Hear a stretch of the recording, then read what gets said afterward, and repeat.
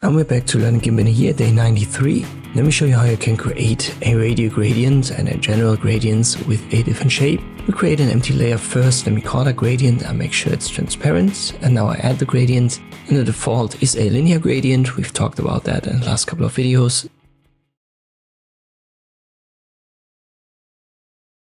But under the two options of the gradient, you will find a shape drop down. And here you can change that, for example, to radial. Some of these gradients get generated in a different way, so linear gets left to right or one stop to another. But for example, the spiral, the radial, and many of these others, they get generated from the center position on of the first stop, then to the outside. Therefore, you want to reposition the first stop, maybe right here in center of your canvas. And via the second stop, you can now adjust the transition, so how these two colors fade into one another. As always, you can use the color swatches right here to change the color of the stops.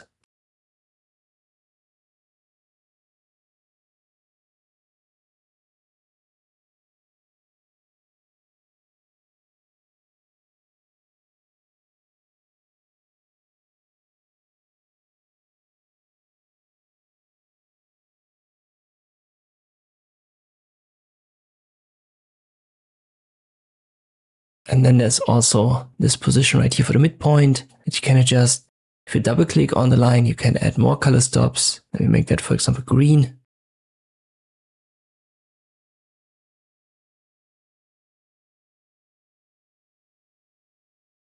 So now we have three colors, blue to green and then green to red. You can still use the presets right there that I've also shown you for the linear gradients.